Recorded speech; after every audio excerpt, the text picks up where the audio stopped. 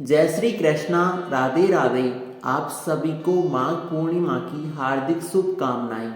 माघ पूर्णिमा तिथि 23 फरवरी 2024 दोपहर 3:36 पे इसका आगमन होगा। साथ ही 24 फरवरी शाम को 6:36 पे उद्यापन किया जाएगा। वैसे तो हर एक पूर्णिमा पर भगवान सत्यनारायण, देवी लक्ष्मी, चंद्रदेव की विधि विधान से पूजा होती है, परंतु माघ मास भगवान विष्णु का अति प्रिय होने के कारण इस महीने में पूर्णिमा का महत्व और भी अधिक बढ़ जाता है। इस वर्ष माघ पूर्णिमा 24 फरवरी को मनाई जाएगी। इसके अलावा माघ पूर्णिमा के दिन पूजा का विशेष महत्व होता है। इस दिन पवित्र नदी में स्नान और दान दक्षिणा करने से 32 गुना फलों की प्राप्ति होती है, इसलिए इसे 32 पूर्णमासी भी कहते हैं। इस दिन भगवान विष्णु के पूजन और व्रत कथा का श्रवण या वाचन करने से समस्त सुखों की प्राप्ति होती है। माघ पूर्णिमा पर इस पौराणिक कथा का पाठ अवश्य करना चाहिए। इसके बिना व्रत का अधूरा माना जाता है। माघ पूर्णिमा की पौराणिक कथा के अनुसार एक नगर में धनेश्वर नाम का एक ब्राह्मण निवास करता था। उसकी पत्नी का नाम रूपवती था, जो कि बहुत ही पवित्र था तथा सर्वगुण संपन्न महिला थी, लेकिन उसको कोई संतान नहीं थी, इसलिए वे दोनों बड़े ही चिंतित रहते। एक बार उस नगर में एक महात्मा आए। उन्होंने उस नगर के सभी घरों में दान लिया, लेकिन धनेश्वर की पत्नी जब भी उन्हें दान देने जाती, वे उनसे मना कर देते। एक दिन धनेश्वर महात्मा के पास गए और उनसे पूछा, हे महात्मा जन, आप नगर के सभी लोगों के यहाँ से दान लेते हैं, लेकिन मेरे घर से नहीं। हमसे अगर कोई भूल हो गई हो तो हमें क्षमा करना। हम ब्राह्मण दंपत्ति आपसे क्षमा याचना करते हैं।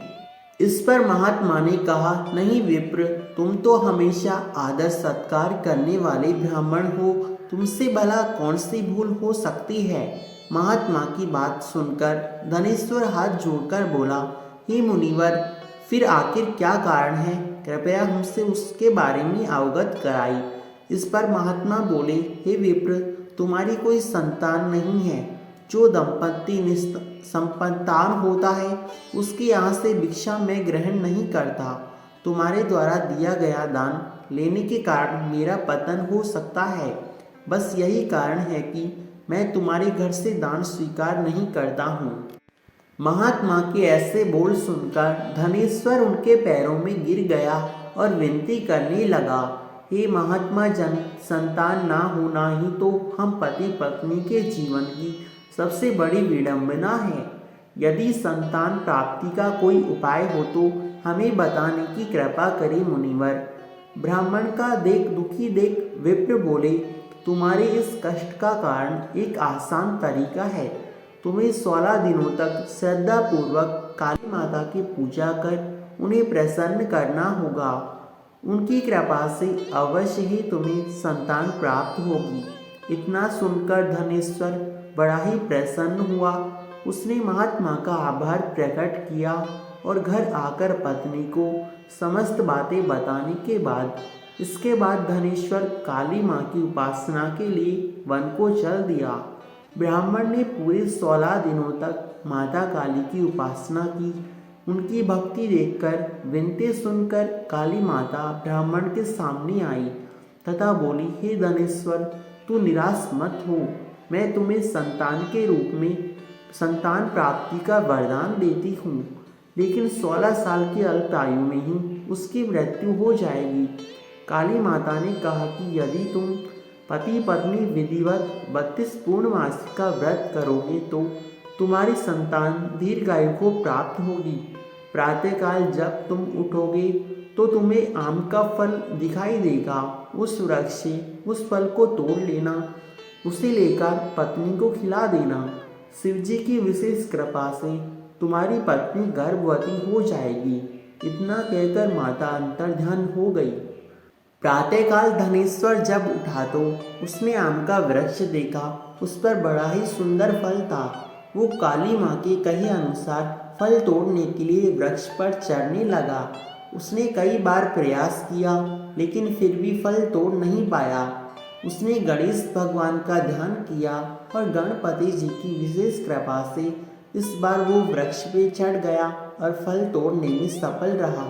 धनेश्वर ने अपनी पत्नी को वो फल खिला दिया, जिसे खाकर वह कुछ ही समय में गर्भवान हो गई। दंपति माता काली के निर्देश अनुसार हर पूर्णिमा पर दीप जलाते रहे। कुछ दिनों बाद भगवान शिव की विशेष कृपा हुई और ब्राह्मण की पत्नी ने एक सुंदर बेटे को जन्म दिया, जिसका नाम उन्होंने देवीदास रखा। जब पुत्र 16 वर्ष का हुआ तो माता पिता को चिंता होने लगी, इस वर्ष उसकी अकाल मृत्यु ना हो जावे।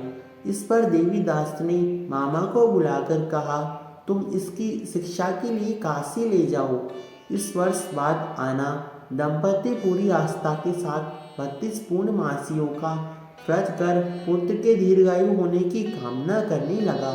काशी प्रस्थान के दौरान मामा भांजे एक गांव से गुजर रहे थे।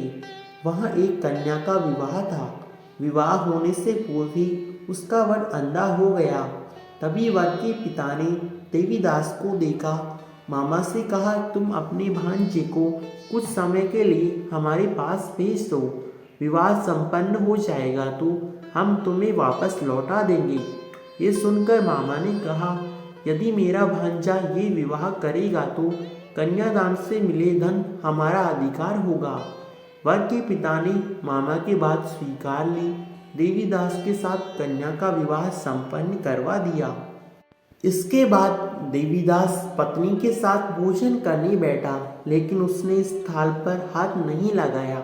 ये देखकर पत्नी बोली, स्वामी आप भोजन क्यों नहीं करते? उसे देखकर उसने संपूर्ण बातें बता दी कि मैं अल्पायु हूँ। कुछ ही दिनों में 16 वर्ष की आयु होते ही मुझे मृत्यु को प्राप्त हो जाना है। इस पर उसकी पत्नी ने कहा कि स्वामी जो भी मेरे भाग्य में लिखा है वो स्वीकार लीजिए। देवीदास के बहुत समझाने की कोशिश की। जब वो नहीं मानी तो देवीदास ने उसे अंगूठी दी और कहा, मैं काशी जा रहा हूँ, लेकिन तुम मेरी हाल जानने के लिए एक पुष्प वाटिका तैयार करो। उसमें भांति भांति के फूल लगाओ और उन्हें जल से सिंचा रहा करो। यदि वाटिका हरी भरी रहे तो पुष्प खिले तो समझना मैं जीवित हूँ, और जब ये वाटिका सूख जाए तो समझना मैं मृत्यु को प्राप्त हो चुका हूँ। इतना कहकर देवीदास काशी चल दिया। अगले दिन सुबह जब कन्या ने दूसरे वर को देखा तो बोली, ये मेरा पति नहीं, मेरा पति काशी पढ़ने गया है। यदि मेरा विवाह हुआ तो बताए कि रात्रि में मेरे साथ इसके बीच क्या बात हुई और इसने मुझे क्या दिया था। ये सुनकर वर बोला, मुझे कुछ पता नहीं। पिता पुत्र वहां से वापस लौट गए। उधर एक दिन प्रातःकाल एक सर्प देवीदास को डसने के लिए आया, लेकिन उसके माता पिता द्वारा किए जाने वाले पूर्णिमा व्रत के प्रभाव के कारण उसे डस नहीं पाया। इसके बाद काल वहाँ स्वयं आया और शरीर के प्राण निकलने लगे। देवीदास बेहोश होकर गिर गया। तभी वहाँ भगवान शिव और माता पार्वती आए। देवीदास को बेहोश देखकर देवी पार्वती बोली, हे स्वामी, देवीदास की माता ने 32 पूर्णमासी का व्रत रखा है, उसके फलस्वरूप कृपा करें आप इसे जीवन दान दें।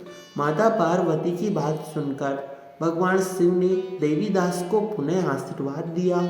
इधर देवीदास की पत्नी ने देखा कि पुष्प वाटिका में एक भी पुष्प नहीं था। वो जान गई कि पति की मृत्यु हो चुकी है।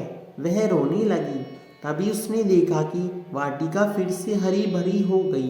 ये देखकर वह बड़ी प्रसन्न हुई और पता चला कि देवीदास को प्राणदान मिल चुका है। जैसे ही देवीदास 16 वर्ष का हुआ, मामा भांजे काशी के लिए निकल पड़े।